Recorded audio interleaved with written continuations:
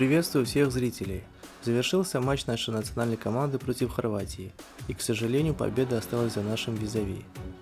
В этом выпуске предлагаю обсудить этот матч, сделать анализ наших ошибок и дать оценку футболистам, а также поразмыслить над нашими дальнейшими шансами. Как всегда, жду от вас лайков, подписок, репостов и комментариев. Это поможет алгоритмам YouTube показать видео большему количеству зрителей. Матч, где мы должны были максимально активно прессинговать и стремиться к быстрому голу, закончился голом в наши ворота уже на 14-й минуте. На повторе было видно, никакого офсайда не было, и Климан Тюрпен абсолютно правильно засчитал этот гол. После этого был неплохой дальний удар Сперсяна, который вытащил Ливакович. А больше, честно говоря, мы ничего не создали в атаке. Во втором тайме мы действовали уже более агрессивно. Особенно запомнился опаснейший момент Балякяна. Но наш аргентинец ударил слишком коряво и мимо. Стоит признать, что хорваты могли забить еще не раз, но блестящий матч выдал Огнен Чанчаревич. Возможно, для сербского вратаря этот матч носил принципиальный характер, но как бы то ни было, только благодаря его безупречной игре мы пропустили всего один гол.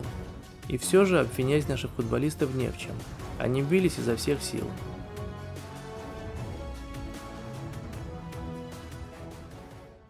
Давайте оценим выступление каждого из них. Огнен Чанчаревич. Со времен Березовского не было у нас вратаря сильнее. По сути, выдал безупречный матч, и никаких нареканий к нему нет. В пропущенном мяче его вины вообще никакой. Его оценка 9. Артак Дашьян. Вопреки ожиданиям, очень мало подключался к атакам.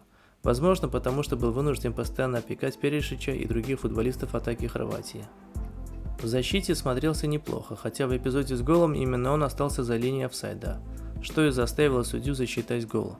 После замены Иву Дашьян перешел в опорную зону, где не смог толком противостоять могучей центральной зоне хорватов. Его оценка 6,5. Наэль Тикнисян. Выдал довольно неплохой матч, выложился на максимум своих возможностей. В защите редко ошибался, более того, несколько раз почищал огрехи партнеров по команде. В отличие от Дашьяна, часто бегал вперед и помогал Зелараяну в атаке, хоть и без особых дивидендов. Его оценка 7,5. Георгий Гарутюнян. Против абсолютно топовой команды выдал очень солидный матч. Ощущение, что 19-летний Георгий, за плечами которого едва наберется с десяток официальных матчей на большом уровне, вообще не знает, что такое нервничать и допускать ошибки. Умело читал комбинации хорватов, успевал за их перемещениями и редко уступал в единоборствах. Его оценка 7,5. Степа Макарчан. Невооруженным глазом видно, как он вырос в хорватском осиеке. Снимал большинство навесов в нашу штрафную. Несколько раз его удачные подкаты спасали нас от опасных выходов 1 на 1.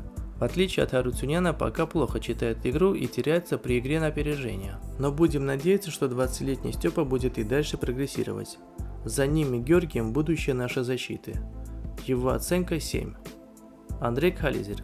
Вопреки опасениям выдал неплохой матч, особых ляпов не было, играл самоотверженно, но не всегда успевал за перемещениями Перешича и уступал в борьбе Крамаричу. К счастью, выручали Гарутюнян и Чанчаревич. В ситуациях, когда отсутствует Харуян, Кхализер неплохая подмена. Его оценка 6,5. Угочукву Иву. Первый тайм смотрелся очень неплохо и не терялся рядом с такими топовыми хавбеками, как Брозович и Модрич. Во втором тайме чувствовалась его усталость. Стал не успевать за быстрыми выпадами хорватов. Допустил несколько обрезов, приведших к опасным атакам соперника. С учетом того, какая сила ему противостояла в центре поля, выступил неплохо. Его оценка 7. Эдуард Сперсян. Вопреки мнению многих болельщиков, я считаю, Эдик выдал очень неплохой матч. Все ждут от него голов, но Петраков использует его в опорной зоне, за счет чего страдают его атакующие навыки. Вплоть до середины второго тайма вместе с Иву успешно сдерживал хорватскую полузащиту. С перемещением Дашьяна на место Иву Сперсян начал чаще подключаться к атакам, но из-за усталости и высокого класса соперников не смог отметиться голевыми действиями.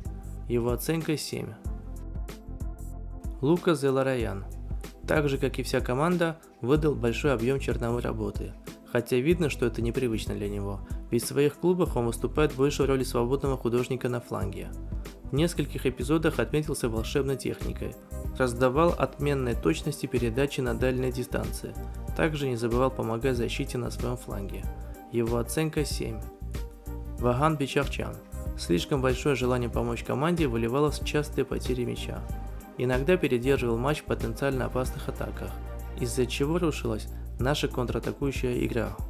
В ситуации, когда нужно было доказать, что он сильнее Тиграна Барсегяна, не воспользовался предоставленными шансами. При этом в равнодушии его точно не обвинишь. Его оценка 6. Рант Леон Ранус. После яркого дебюта выдал блеклые матчи с Турцией и Хорватией.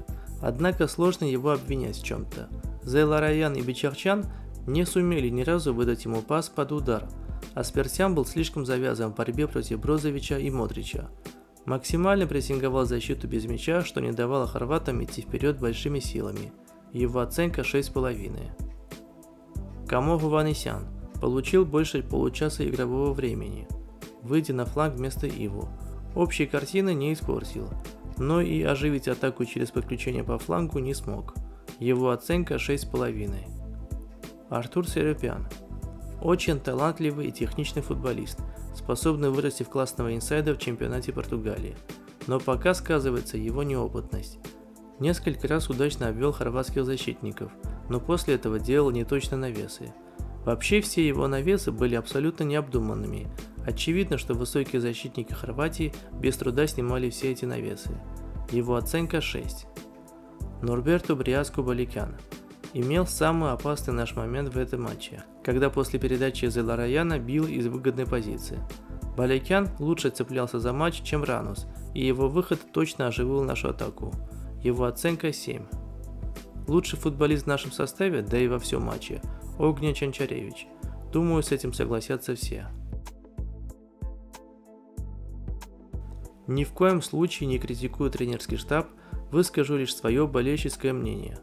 Показало, что габаритный Баликян с его умением цепляться за ничейные мячи больше подошел бы к игре в основе. А свежего Рануса можно было выпустить против подуставшей хорватской защиты на последнем полчаса. Также показалась неоправданная ранняя замена Иву. Он, конечно, подустал и начал допускать ошибки, но с его уходом мы вообще потеряли центр поля, и только чудесное спасение Чанчаревича спасли нас от разгрома. Будем надеяться, что с возвращением в строй Барсегяна и появлением Севикяна наша атака станет более вариабельной. В 2 сентябрьских матчах нам надо было набрать как минимум 3 очка, чтобы иметь реальные шансы на выход. У нас всего 1 очко в матче с Турцией, и теперь мы на 3 очка уступаем Турции и Хорватии, причем у последней еще и матч в запасе. Думаю, именно хорваты займут первое место в нашей группе. А нам, чтобы обойти Турцию, надо побеждать Латвию и Уэльс, и не проиграть Хорватии в гостях в последнем туре. При этом надеяться, что Турция сумеет победить только Латвию, уступив при этом Хорватии и Уэльсу. Как видите, слишком много пунктов, чтобы все совпало как мы хотим. Но одно можно сказать точно. У нас молодая, перспективная и очень боевая команда, выкладывающаяся на максимум в каждом матче. За такую команду нужно болеть при любом раскладе. Лично я точно буду и дальше поддерживать наших ребят и снимать новые видеоролики. А если вы еще и будете помогать мне донатами, то мне будет вдвойне приятно это делать. Кстати, чаще заходите на канал, вскоре выйдет такое же видео с оценками футболистов по следам матча с Турцией. Всем большое спасибо за внимание и до новых встреч!